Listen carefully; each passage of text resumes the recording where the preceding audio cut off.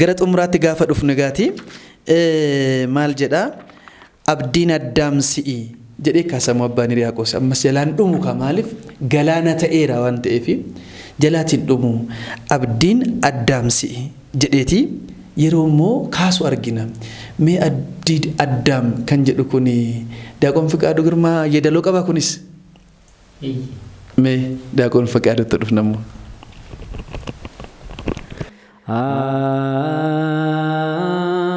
anti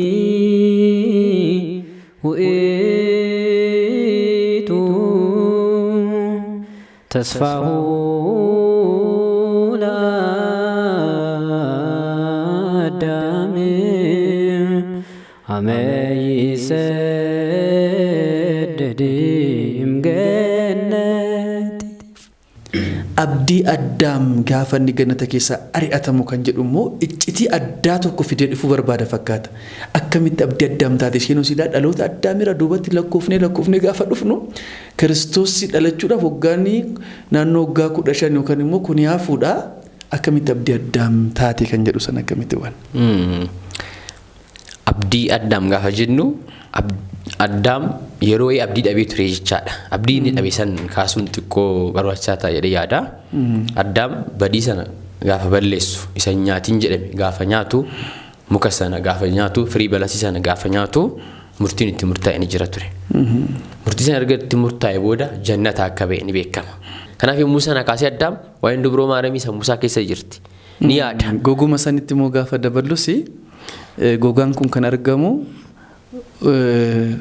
bineensota irraa yookaan immoo beeyladoota du'an irraa yookaan qalamanii ta'a qalamuun mataan sammuu wareegamummaan kafalamu achitti isaaf jedhamee aarsaan kafalamus gaaf sanatti barbaadin aarsaa siif ta'een kan jedhu sanas ibsa biraa gaabbootiin iccitii kana baay'ee gadi fageessanii dubbatu mitiire kunis aarsaadha lammaffaa immoo dhaladhee kan jedhu sanas immoo deebisee akkuma jette kottee namaatiin dhageessu mataan saayyuu immoo kotteen dhagaamu sun yookaan immoo miilli akka afaana dhagahamu sunis gannata keessatti waaqayyo akkuma jette yeroo sana fooniin dhalanne qaama mul'atu hin jiru garuu akkan sodaanneef akka kunoo abbaan hoggaa ala turee dhufu daa'ima quqqufaa dhufu jira miti akka maatiin hin rifanneef jedhee alaati abbaan gaariin quqqufaa akkan sodaanneef kottee dhageessuu mataansaa akka hin sodaanneef jira jedhee shillollees eessa jirta jedheen malee bakka jiru hundumaa beeka waaqayyo eessa jirta mataansaa immoo tokkoffaa gaafii namaadha mitiire kanaaf gaafii namummaa keessa jiru sanas immoo barbaacha dhufu sanaafi kanas immoo kakaasitti kana keessatti hin kaasu waa'ee gogaatiin kaastee gaafa dhuftu citichi sun akka yaadatamu waan ta'eef hin kaase galatu maybe dhumarratti dabaluudhaaf addaam hewaaniin adda ba'ee ture maaliidhaaf maqaa isheetiin jannata ba'e waan ta'eef hewaaniin wallolee ture abbaa Hiriyaaqoos barreesseera amma kitaaba kanarratti andamtaa irratti gaafa teechisu itti mufate maaliif waaqayyoon kan adda ba'e isheedhaan waan ta'eef yommuu kana ergamaa Gabrieliin akka inni deemee ishee wajjin araaramutti lakki inumaayyuu kan balleesse isheedhaa tokkoffaa lammaffaa immoo waaqayyo wajjin uuma koo wajjin kan adda na baase hin ta'u jedhe yommuu kana ergamaa Gabrieliin Luqaas irratti misraachoo dubaroo maaramii irratti himuu isaatiin durayyuu jedhe kaabbaan kuni akkas jedheeni isheedhaan yoo jannata baates isheedhaan ni deebitaa jedheen kanaaf isa booda addaam hewaaniin jiruu koo kan jechuun qabe hewaan jiruu isaa taate ton taane hewaan irraa kan dhalattu hewaan ishee lammataa hewaan jalqabaa akka isa baaste hewaan lammataa dubaroo maaramiin immoo akka isa deebistu gaafatti guyyaa sana booda hewaan jireenya isaa ta'uu kan beeke hewaan lammataa dubaroo maaramiinis immoo jireenya akka taatuuf akka isaa ta'uuf dhala namaa hundaaf akka taatu waan beekeef abdiin addaam yeroo sanii kaasee lalisee jiraachaadhaan banne. Guddaa galatoomii kanattis dabalanii immoo addaam keessatti akka faaya bareedduu sana isa keessatti ifaa turte kan jedhu jedhamiti. Inquu tsa'aadaa baahirii jedhaani ifaa turte addaam gannata keessatti gabee hin boo'a tureeyyu. Gatiin bo'umsaa sun gaabbiidhami. Yaanni gaabbii sammuusaa keessirsuuni dubree maaramiidhaan fakkeeffamte akka inni gaabbuuf abdii sana eeggate yoom dhalattee yoom dhuftee ishee eeggachaa akka ture abdii addaam jechuun isaanii dhugumatti abdii addaam Addaam lammaffaa deessee Addaamin du'a keessaa kan baaste. Abbaan Giyoorgis inni gaasicha matsaafa arganuun gubbaarratti hin kaasaa miti. Hewaaniif Addaamis si galateeffatu hidhaa waggaa 5,500 keessaa baasteetta. Kanaaf abdii ishee ilma deessee laattuufsan eeggachaa akka turan abdiidha jennee kaasuu dandeenya. Guddaa galatooma sagalee jireenyaa sinaa dhageessu gara dhumaatti haa dhufnu. Qiddaaseen manni kiristaana keenya raawwattu kan immoo raawwattu kadhannaa yakkamaa karaa mirgaas sana siin kaasti. Dhuguudha waan hin kadhanneef hin qabdu guutuu bishaanidhaaf hin kadhatti rooba bakka barbaachisuuf roobettee hin kadhatti waan hin kadhanneef qondaaltota biyya lafaa kana hundumaaf kadhatti. Kana caalaa wanti nama dinqisiisu yakkamaa karaa mirgaa guyyaa jimaataa fannifame sanaafis hin kadhatti. Gara Daaqoon Fiqaaduu Girmaatti hin dhufa mee daluudhaanii nu kaastaa.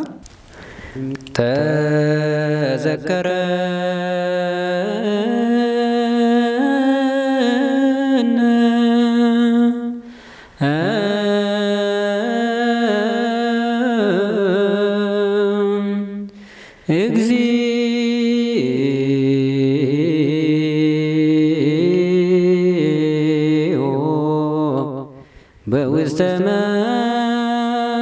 መንግሥትከ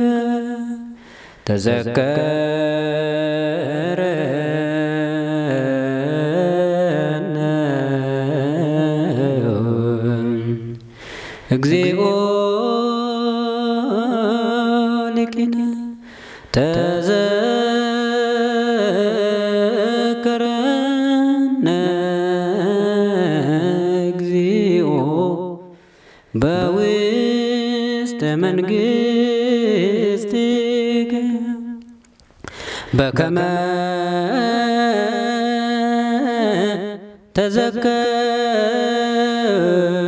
ተዘከርኮ ለፈያታዊ ዘይማኒ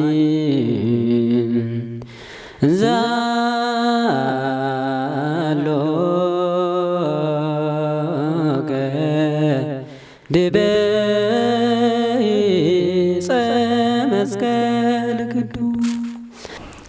Amin sagalee jireenyaa faaruu ergamootaa eebba yakkamaa karaa mirgaa argate kanas mootummaa Waaqayyoo argate miti har'ana wajjin gannata keessa jiraatta hardhattiin jedheeti yeroo sana murtii dabarsee fi gannatatti akka galee kitaaba dhukkubbii gubbaarratti barreeffameeti jira. Eebba isaa hunduma keenya nu hirmaachisu eebba isaa si hirmaachisu.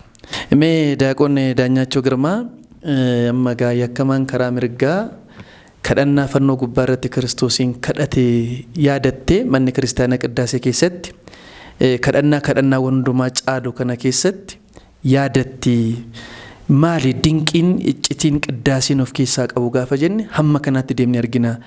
Mee yakkamaa kana nu yaadachiisiti kadhannaa fi eebban argatame qiddaasii keessatti nu hubachiisi. Nuti immoo hamma feene yoo taane yakkamaa kanaa gadi silaan taanu akkas taana mootummaa Waaqayyoon dhabnu jennee abdii akka godhannu fakkaata. Mee iccitiisaa kan nu kaase. Yaa ta'u galatoomaa. Yaa gooftaa mootummaa keetti nu yaadadhu isa jedhu heedeluudhaan nageenya jirra. Caqasni kun Luqaas 23:41 irratti kaasee kan jirudha. Jalqabuma kaakkee kaasnee sirni qiddaasee sirni galatoo kun guutumaa guututti macaafa qulqulluudha. Jalqabaa kaasnee aga dhumaatitti deematii jirra. Amma humna eeyyamettiin sirni galatoo kun waan hunda isa ergamootaa ni qaba jenneella Isaayyaas irraa eegallee amma immoo isa yakkamaa bara jireenya isaa guutuu nama ajjeesuudhaan isa jiraate isa cubbuu adda addaatiin jiraate kaasna. Yoo sirna galatoo kana jalqabaa kaastanii nu faana turan ta'ee daawwattoonni keenya sirna galatoo kana keessattiin ergaaleen qulqulluu Phaawulos dubbatamaniiru. Ergaaleen qulqulloota Phexros warreen gadameessa keessaa filatamanii kan Waaqayyoon isaan filatee sirna galatoo kana keessa ni jira. Warreen immoo bara dargaggummaa isaa keessaanitti gara Waaqayyootti dhufanis ni jira. Warreen immoo bara dhuma jireenya isaanii yeroo itti dhiibuudhaaf jedhu sa'aatiin tokko yommuu hafu yookaan yommuu daqiiqonni hafan yeroo muraasa keessatti gara Waaqayyootti kan galanis sirna galatoo taasistee manni kiristaanaa kan hundaatu sirna galatoo keessatti yookaan sirna qiddaasitti makteetti. Maaliidhaaf yoo jettee warreen jalqaba dhufanis Maatiyos 20 akkuma kaasnu warreen ganama dhufanis warreen saa sadiitti dhufanis gara ooyiruu sanii warreen saa 6-9 dhufanii iddoon isaan dhaalan mootummaa Waaqayyooti. Qulqulluun har'a qulqulluu jennee kan isa waamu yakkamaa kan ture. Har'a waa isaa gaafa naasa'an yakkamaadha jedhee waa isaa naasa'u. Barteen kitaaba qulqulluu maqaa darbee waamti. Isa malee. Inni cubbuu isaa isa kaleessa sanii yommuu aduun dhaamtu ilaaluudhaan yommuu golgaan mana kiristaanaa bakka lamatti ba'u yommuu warreen du'an kaan ilaaluudhaanii yaa gooftaa mootummaa kee isa samiitti na yaadadhu mootummaa kee innaa dhuftu na yaadadhu jedhe. Kiristoos garuu maal jedheen? Garuu inni golgaa sanas hin agarree fannoo gubbaarra jira. Garuu iccitiin achitti waaqa wajjin wal arguu keessa laphee isaatii ifeef hawwiin inni yeroo sana argu guyyaa sana namni tokko Kiristoosiin lapheedhaan amanee yaa gooftaan jenneen. Itti baacuudhaan malee yaa gooftaa mee raajii kana hiikimee raajii hojjedhu of buusimee jecha yeroo turanitti kophaasaadha inni gooftaa dhuguma deebi'ee dhufu ta'uusaa kan ragaa ba'e. Kun ibsama laphee keessatti namaa ka'uudha mitiire.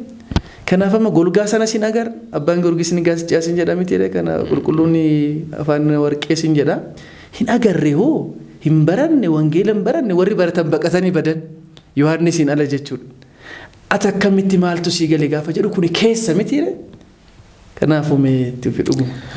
Yohaannis afaan warqee kaasnanii meebii abboota sadii kaasuu dandeenya. Qulqulluu Yohaannis afaan warqee isuma kana gaafa hiiku akkas jedhee teechise. Ana amantaan hattuu sanaa na ajaa'ibaadhe. Baay'ee na ajaa'ibe. Amantaan yakkamaa kana na ajaa'iba. Inumaa inni hattuu jedhee illee barreesseera. Na ajaa'iba. Maaloodhaa yoo jettee yommuu Yesuus Kiristoos fannoo irrattiin gidiraa irrattiin oolee dhiigaan qaamni isaa haguuggamee jiruttiin gara Yesuus Kiristoos hin deebi'uu isaa na ajaa'iba. Yommuu Kiristoos warra du'an kaasan agareetii miti. Yommuu nyaata muraasa warra du'e Alaazaar gaafa waamu bara jireenyatti isa miti kan inni agaree jedhe. Inni garuu jedhe kan si ajaa'ibu ibsama laphee isaa maati jette sana yommuu kaasu fannoo irrattiin Kiristoos yommuu jiru fannoo qofa miti kan inni ilaala ture. Gonfoo qoree Kiristoos irra jiru sana yommuu ilaalu inni gonfoo sana hin agarre. Fannoo sana akka teessoo kiruubeel godhee fudhatee. Gonfoo kana gaafa ilaalu gonfoo qulqullootaaf isa gonfoo kennu akka ta'e ni bare. Gonfoo qoree inni amma qabu kana otoo hin taane kan ilaale warra kaaniifuu warra wareegamaniifuu isa gonfoo qabu samii gubbaatti ulfinaan kan jiru ta'uusaa yemmuma sana ni ifeefi. Kanaaf amantaan hattuu sanaa na ajaa'ibaa waanuma tokko irraa ka'ee aduu irraa ka'eetuma waan hundumaa akka Abrahaam yaa waaqa aduunaaf milladhu jedhee aduudhaan gara waaqa aduutti deebi'e sana innis taatee tokkoon qofa gara sanitti deebi'ee amantaan namicha kanaa amantaan hattuu kanaa baay'ee na ajaa'ibaadhe. Kanuma immoo gaafa cimsu niif immoo gaafa abdi'u qulqulluun Ambiroos immoo maal jedhe seete ani bara ammaa kana yommuun seenaa hattuu kanaa ilaalee baay'ee na ajaa'ibsiifadhaadhe. Sa'aatii dhumaati irratti hin dhufee gara Kiristoosittiin deebi'ee nuti jedhe kaa'amma. Hagam yoo cubbuudhaan jiraanne hagam jireenya hamaadhaan yoo jiraanne gaabbiidhaan nama Kiristoositti deebi'ee araaramee jiraachuudhaaf barbaadu yoo ta'e yeroo kamiyyuu yeroon darbu hin jiru. Yeroon itti barfate hin jiru. Har'ayyuu ni danda'a. Amma sa'aatii kanatti gara Kiristoositti nan deebi'a yoo jedhe nama Kiristoositti deebi'uu barbaaduuf yeroon darbe jedhamu hin jiru.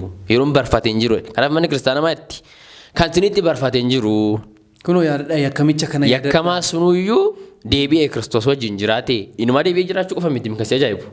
Addaam dursee mootummaa Waaqayyoo gare. Addaam qofa miti. Muusee raajota hunda Eeliyaas isa rooba dhaamse. Roobni ji'a sadiif waggaa ja'a akka roobni taasise. Fi Addaam jalqabatu galuu qaba waadaan isaa fi isa dursuu jechuun hundumaa isa hunda dursee gale. Maalidhaa fi kana yoo jettee namni gaabbii galu Waaqayyoo biratti bakka qaba. Jireenya kaleessa isaa dhiisee namni jijjiiruudhaaf yaadu.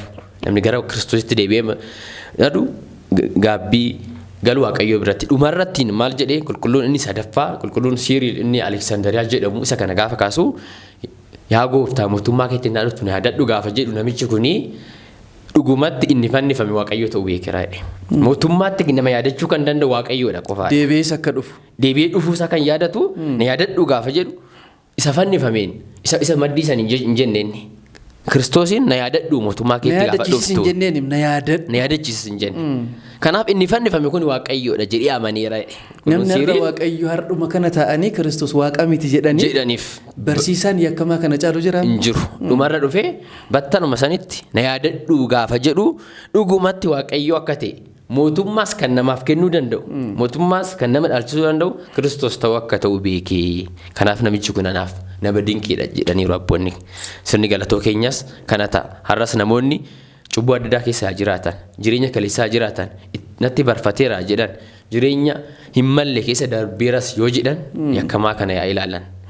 Araarsummaa yakkamaan kun ofitti deebi'ee gaabbii galee Waaqayyo wajjin akkuma jiraate yoo har'a nan fayya jedhe yeroon darbu hin jiru waan ta'eef yeroon barfatu hin jiru waan ta'eef har'uma namni maqummaa Kiristoosittiin amanee gara Kiristoosittiin akka deebi'u qiddaasee maaramii illee gara Kiristoositti akka deebi'u nu gorsaa jechaadha.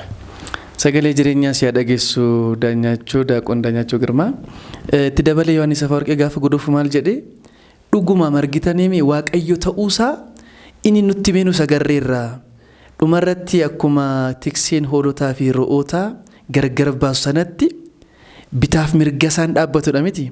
Kunoo bitaaf mirga dhaabeeraan kunoo inni karaa mirgaan Faataayii Tsagaamaa kan jedhamu karaa bitaatiin kan jiru sun kunoo kan mootummaa galus kan bitaa galus kunoo gidduu isaanii dhaabbatee jira. Mootii akka ta'e murteessaa akka ta'es murtii argineerra. Kanaan kunoo gara mootummaa koo tarna wajjin gannata galtattiin jedhee dhugumatti Waaqa ta'uusaa ittiin barreerraa manni kiristaanaa nama deebisa taanaan iccitii dinqii kadhannaa yakkamaa sanaatiinis nama deebisti carraa qabdu. Manni kiristaanaa ishee kana guddaa si galateeffannaa sagalee jireenyaa si dhageessisu. Mee haa xumurru gaa hin xumuramu garuu haa xumurru nuti homaa gochuu hin dandeenye xumurree baana baay'eewwan keessa dhame abbaan garii Yaaqoos qiddaasii isaa keessatti qiddaasii isaa sadiitti baay'isuun otoo hin ta'in xiqqeessuudhaan bal'isuun otoo hin ta'in gabaabsuudhaan hin dubbadhaa jedheera. Qiddaasii isaa sadiitti inni imma kan xiqqeessuudhaan jedhee dubbate. Nusi imma gabaabsina dubree maaramiidhaan hundumaa guduunfinu. Addunyaan kunis fayyina dubree maaramiin garaatti baatteen guduunfameera waan ta'eef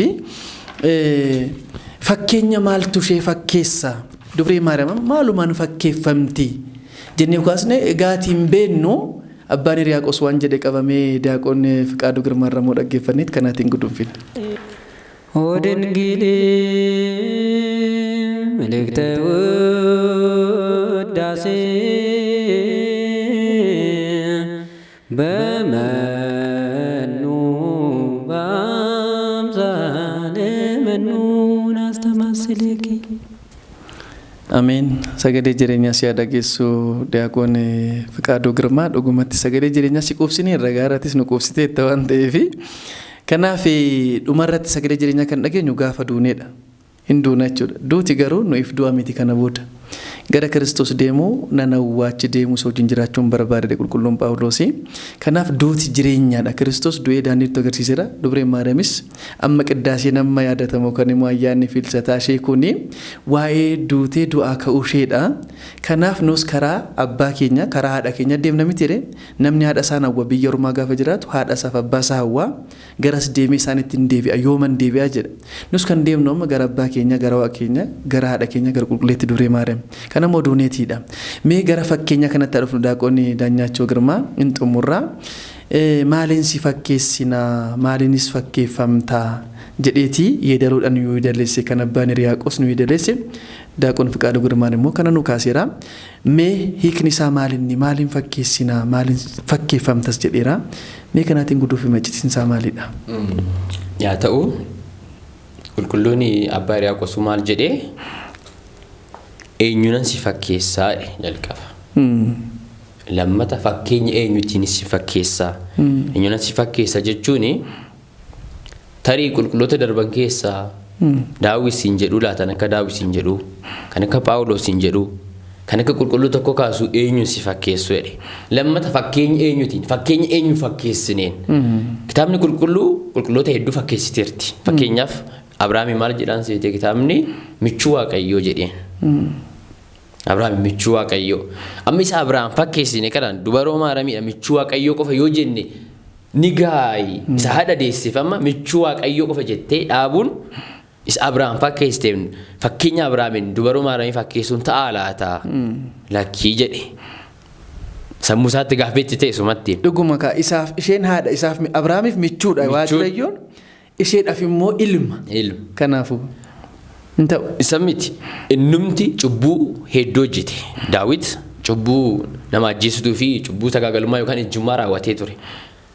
Akka laphee Waaqayyoo jedhamee waamameera. Amma namni laphee Waaqayyoo jedhamuun nuuf sammuudhaan olitti ta'uu danda'a. Dhuguma. Kanayyuu immoo cubbuu hojjetee deebi'ee. Dubroo Maaramiin immoo maal jenna? Sirna mana kiristaanaa keenyattiin waa afuriin kaaseera qulqulluun kuni. Inni jalqabaa qiddisti yookaan qulqulleettii jedhaan maal jechuudhaaf dubaroota hundarraa adda kan baatedha yoo jedhuun. Inni lammataan itsitedheen. Maybe Oromiffisaa kuni tarii Oromiffaanii ammas qulqulleettuma ta'uu danda'a. Hiikasaa garuu cubbuu sadan irraa adda kan taate. Cubbuu maalittiin? Isa afaan hojjetamu, isa yaadan hojjetamu. Isa gochaadhaan dubbatamu kana sadan irraa adda kan taatedha dheen. Arfaffaa maal jedheen? Addadha dheen. Addadha. Al tokkotti haadhummaa fi dubrummaa haadha yoo taatu dubara kan taatu addunyaa kanarra bakka tokkotti hin qabatee kan jiru uumama keessaa dubaroo Maaramii malee hin jiru hin agarree jedhe. Kaan uumama kan kabajuudhaaf yoo kabajnu Elsaabeetiin Yohaannis deesse jedhee tan kabajaanii. Kaanis qulqulloota deesse jedhee tan kabajaa. Ishee garuu haadha Waaqayyoo deesse. Fakkeenya kanaaf ta'u akkamiin fakkeessadhe. Yesuus Kiristoos maaliin fakkeessina? Isaayyaas maal jedhe 48:15 irratti Waaqayyoon ofuma isaati gaafa dubbatu ani akkanitti wal qixxaadhuuf eenyuun na fakkeessitu? Fakkeenya maaliin na fakkeessitu jedhe Waaqayyoo. Gatii Waaqayyoo kanaam gatii Waaqayyoo fakkeessuu yoo hin dandeenye gatii haadha Waaqayyoos akkasuma. Dubaroo Maaramii fakkeessuudhaaf deemta taanaan waa'ee dubaroo Maaramii gaafa haasoftu waa'ee Kiristoos haasa'uudhaaf deemta ka. Waa'ee haadha Waaqayyoo deessi fakkeessuudhaaf. Dubaroo Maaramiitiin baay'ifaa gaafa jennu ifti sun Kiristoos jechuudhaaf deemna. Dubaroo Maaramiitiin fakkeenya tokko gaafa Kiristoositti deemna waan ta'eef Kiristoosin fakkeessuu hin dandeenyu. Haadha Kiristoosin deesse nama utuu taatee jirtu uumama namaa keessa taateetoo jirtu cubbuu irraa bilisa taatee isa Kiristoos yookaan uumama samiif lafaa deessi fakkeessuun ni ulfaata. Kanaaf oomaadhaan nuti fakkeessuu hin danda'u fakkeenya nuti nuti fakkeessuu hin danda'u jedhee jalqabarreen. Kanaaf bifti ishee bifa Waaqayyoof fakkaataa jenneema Waaqayyoodhaaf kennee maal jedhee Efreem ab የልጁ ምልክት አደረገሽ ለምቲ አባን መለቶ ኢልመሳ ሲታሲፈቲ አከስ ፈካታ ማል ጀደመ ሲት ያነሞ ባይ ከነዲንኩ የሮ ክርስቶስ ፈኒፈሜ ናኖ ጂአ ቶኮ ዱራ ጀደማ የቹን ጂአራት ፈኒፈሜ ጂአ ለማነራት ጋፍ ጀደም ዱብሬ ማርያም ጉልጎታ ዳቅጤ ቆፈ ቦሲ gadda keessa yeroo jirtu namoonni isheen beekne haadholiin gurguddaan naannoo daandii irra darbu ture daandii gubbaadha miti namni irra laala darbe gaafa jedhamti gaafuma fannoo saniyyuu namni isheen beekne waggaa kophaatti ishee argan suuta walitti garagaraniiti ilaalaniiti qubatti qabanii meelaala isa fannifame sanan fakkaattu waliin jedhan hin beekaniim garuu isa fannifame sanan fakkaattu meelaala sirriitti waliin jedhan eenyu fakkaatte isheen kan biraa fakkiin ishee fakkaachuu dandeessoo jiraate ilma ishee duwwaadha. Kanaachi kan ishee fakkaatu hin jiru. Abbaan Giyoorgis ni gaasichaasiin fida kana. Waa'ee mootota darbanii kaaseet, waa'ee raajotaa kaaseet, waa'ee qulqullootaa, waa'ee wareegamtootaa, waa'ee hundumaa kaaseedha. Kabaja isaaniif kenname kan hundumaa gaafa laalu jedhe. Hamma kophee miila keetiif kabaja kenname hin ga'ani. Ergamoota samii keessa jiran hundumaa isaanii nallaali kan Gabrielii kan Mikaa'ela hundumaa cuunfeen kabajni isaanii hamma rifeensa mataa kee takkitti hin ga'ani dheeti dubbata. Dhugumatti waan fakkeessinuu hin qabnu. Ilma ishee fakkaatti jennee madhiisna malee bifa ilma ishee fakkaatti yookaan immoo amlaakaawwan malki maslaal malkwam jedhameti kana yoo jenne malee maal jenna dhuguma itti. Kana jedhee toon immoo fakkeenyota gara 31 ol taaniin fakkeesse. Abbaan Hiriyaaqos immoo. Abbuun Hiriyaaqos. Namoonni baay'ee nama. Isaayyuu dhabeeti. Isaayyuu maaliin fakkeessina dheeti. Nama kaaniyyuu jedhe namoota waan gaarii hojjetan amma namni addunyaa irratti nama waan gaarii hojjete abaluun akka leencaati abaluun akka qeerransaati fakkeenya wanta mul'atuun fakkeessa namni akkan jalqaba kaase Abrahaamiinis gama waaqummaatiinis gama hariiroo waaqa wajjin qabanis fakkeessaa turre haadha waaqa deesse haadha uuma deesse garuu akkamittiin waan gaggaarii ta'aniin waan qaqqaalii ta'aniin addunyaa keessa waan adda ta'an waan kabajamoo ulfaatoo ta'anii fakkeessuun dirqama eegama namaaf akka galuuf namni kabaja dubaroo Maaramii ulfina dubaroo Maaramii kabaja ilma ishee kabaja uumaa ishee akka beekuuf waan tokko lamaan garuu fakkeessuun qaba jedhee fakkeesse. Fakkeenya inni fakkeesse keessaa nuyi lama yoo baay'ate sadi kaasnee sagantaa keenya xumuruudhaaf. Tokko soo ga'e sila hin dandeenyu kunuyyuun ga'a jennee maseensa sanaaf copha namni itti akka laalu malee lamaa sadii miti kuma sadii soo kaasnee hin dandeenyu tokkoyyuu kaasnee baqa nu haa ga'u qulqulluun Filiphos maal jedhe abbaan nutti agarsiistii nu ga'a kana booda deemi quufe bakka kana booda tokkicha hojjetee nu ga'a sa'aatii keenya wajjinis waan ta'eef. Fakkeenyi inni kaasnu kaayaga ta'e yaabbannoo Yaaqoob kaasuu dandeenya. Yaaqoob seera uumamaa 28:17 irrattiin yommuu godaansarra turetti itti dhiiti halkan itti ta'e yommuu kana iddoo Beetel jedhamuttiin Loozaa irratti iddoo Loozaa jedhamu irrattiin boraafatee rafuu eegale. Dhagaa boraafatee. Hubadhaa godaansarra jira namichi kun baqannaarra jira. Guyyaansaa guyyaa isaaf gaariin turre. Guyyaa isaaf haalota gaariirra hin turre gadda jechuu dandeecha. Obboleessa moo kan ari'ate? Obboleessattis ari'ataa jira waan ta'eef. Maatiitu ari'ate obboleessa. Yommuu kana boraafatee dhagaa gaafa jiru raajii wa'ii mul'ata wa'ii arguu eegale. Yaabbannoon yookaan masalaal isa jennu Amaariffaan lafaa kaasee haga samii diriiree yommuu jiru arge. Maalidha yaabbannoon lafa haga samii ga'u kun jedhee utuma ajaa'ibsiifatu inumaa ergamoonni gubbaadha gadi namoonni immoo gadi ol gaafa ol deeman oliif gadi gaafa itti deeman irratti ilaala. Gubbaa isaatirra immoo jedha Waaqayyoon ni jira ture ni dhaabbata ture jedha. Ni ajaa'ibsiifate. Erga kana ajaa'ibsiifatee booda kasi ajaa'ibu Waaqayyoon isatti mul'atee sanyii isaa bara baraaf akka eebbisu sanyii isaa akka urjii samii akka cirracha biyya lafaa godhee akka eebbisuuf waadaa galeef. Isa booda garuu dhugaa ba'iinsa inni ba'ee nan xumura. Maal jedhe Yaaqoob? Anatu hin beekne malee edaa bakka kana Waaqayyootu jira jedhe. Qe'ee Waaqayyooti akkamitti nama sodaachisa. Itti fufee iddoon kuni edaa kana hunda nama sodaachisaa balballi kunis balbala Waaqayyooti. Ani garuu hin beekneen ture. Iddoon kun hagam nama sodaachisaa jedhe. Yaabbannoo Yaaqoob kana dubaruu Maaramiidhaan fakkeessa abbaan kun. Maaliidhaaf? Gubbaarra Waaqayyoon dhaabbatee ergamoonni waliif gadi kan ittiin ba'an. Dhalli namaa kan ittiin tokkoffaa kan ittiin araarame Waaqayyo wajjin namnii fi ergamoonni wal lolanii turan. Namni Waaqayyo wajjin wal lole uumaa hundaa wal lola waan ta'eef. Gubbaadha gadi kan ittiin dhufan Waaqayyoon gubbaarra kan itti ta'e kana qofa miti inumaa maal jedhaa? ለስጋ እርገት ለቃል ርደት ፎን ከንቱል ጀዴ ዮካን ነምኒ ከንቱ ዋቀቴ ዋቅን ከንት ነመቴ ያበኖን አከሲዳ ዱበሩ ማረሚዳ ጉባራ ዋቀዮን ጅራ አነቱም ቤን ነመሌ ለካ አስዋቀዮቱ ጅራ ታሪ አልተከተከ ነሞን ምቤክ ነመሌ ዱበሩ ማረሚ ብራ ማልቱ ጅራ ወጀዴ ነሞተኑ ጋፈታኒፍ ምቤክ ነመሌ ሼ ብራ ዋቀዮ ጅራ ምቤን ነመሌ ከበጀቲፎ ከብቲ ሶዳቾ ከቀብዱ ያቆብ ሳለኝ ሲቲና ናሶዳዴ ሶዳ ሳትራ ከንከ ለካ ባኪ ኩኒ balbala waaqayyooti jira namoonni arras hin beekneef nus dhaamsinu dabarsinu tarii wallaaluudhaan ta'a malee galuu fi dhabuudhaan ta'a malee bakka maaramiin jirtu kana waaqayyootu jira iddoo maaramiin jirtutti ergamoota fi namatutti araarame maaramiin yommuu ilaallu isa durii keenyatti deebuu fayyina keenyatti deebuu jireenya bara ittiin argachuu lakka edaa anatu hin beekne malee Waaqayyoon as jira nuti hin beekne malee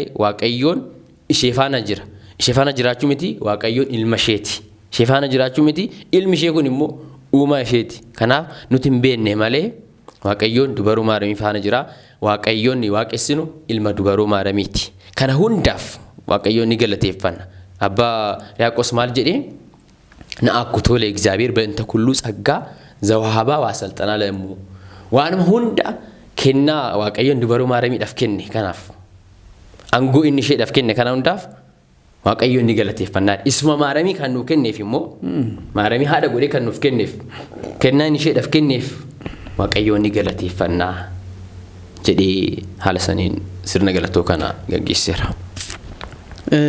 Dhugumatti maal jennaree maal jenna jennee xumurraa Yaaqoob eega xumuree booda maal jedhee yaa waaqayyoo waaqayyoo na wajjin ta'e daandii kootis yoo na eege mana abbaa kootis nagaan na deebise iddoon kuni mana waaqayyoo taate jedhee zayitii dhagaa sanarratti kaa'eet bakki tun maqaan ishee Beetel haa jedhamtu mana waaqayyoo ta'ee mire mana waaqayyooti gaafa jedhu abbaa harka sulus namni jedhamu እመቤት jedhaan dubree maariyaam እመቤት jechuun የቤት እናት ናት yookaan immoo manaaf haadha jechuudhaan gaafa hiikamu leeteraal miiningii isaatti yookaan immoo hiika salphaa isaatti gaaruun manaaf haadhaadha.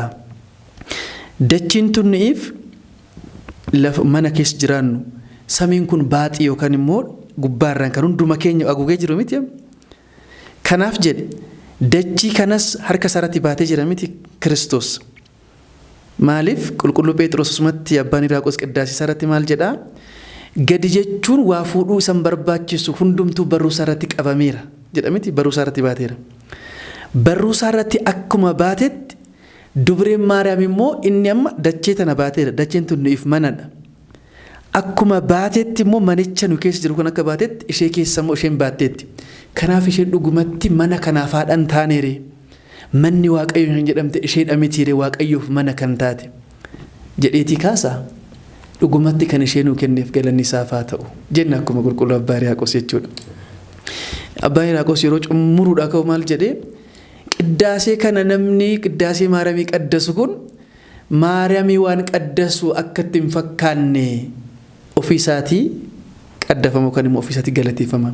Maariyaamii kan galateeffatu miti jedhuun arge ofii galateeffama malee isheen waaqayyo fuulduratti kennaaf hundumaanii dursitee kan galateeffamteedha.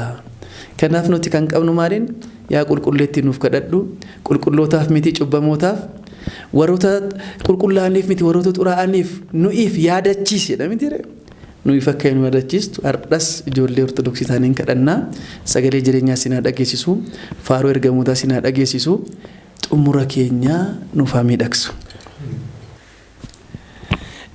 Dhugumatti sagalee jireenyaa nu haa dhageessisu sagalee jireenyaa sinaa dhageessisu faarfannaa ergamootaa dubbii jireenyaa sinaa dhageessisu guddaa sin galateeffannoo ulfaadhaa siniin jenna. Kabajamtootaaf jaalatamtoota hordoftoota miidiyaa Sootiriyaa qophii addaa sooma qulqulleettii giiftii keenya dubree Maariyaamii sooma filchataa ilaalchisuudhaani qophii addaa isinii qabannee dhiyaannee gaatii hanga ammaatti daaqoon Daanyaachoo Girmaa fi daaqoon Fiqaaduu Girmaa haala nuu galuun dhugumatti ijoollummaa isaanii keessatti mana kiristaanaa keessatti guddachuun maal qabatee akka dhufu ijoollee abbootii akka ta'an nutti agarsiisanii jiru. Dhugumatti irra deebiidhaanii eebba qulqulleettii dubree Maariyaamii isaan haa hirmaachisu hunduma keenya nu haa hirmaachisu isinis teessanii kan nu dhaggeeffattan waan baay'ee akka irratti barattan kennaa guddaa akka irratti argattan waan baay'ee akka barattan manni kiristaanaa giiftii manni ishee waan hundumaan guutuu taate akka taate kan ittiin hubanne miidiyaa Sootiriyaa adaraa keessan like godhaa share godhaa subscribe godhaa kana caala waan baay'eetii barannaa eebba qulqulleettii dubree Maariyaam hunduma keenya nu haa hirmaachisuun jecha qophii hanga ammaatti qabannee turree qophii addaa keenya kanaatiin xumurree jirra hanga qophii biraatiin walitti deebinutti istiidiyoo keessattis hamma sa'aatii kanatti ogeessa ta'ee kaameraadhaan duuba dhaabbatee waan hundumaa kun akka ta'uuf kan nu taasise obboleessa keenya Haabtaamuu Wasanuu guddisnee galateeffannaa hanga qophii keenya biraatiin walitti deebinutti waaqayyoon hunduma keenya wajjin haa ta'u miidiyaa Sootiriyaa wajjin nagaatti.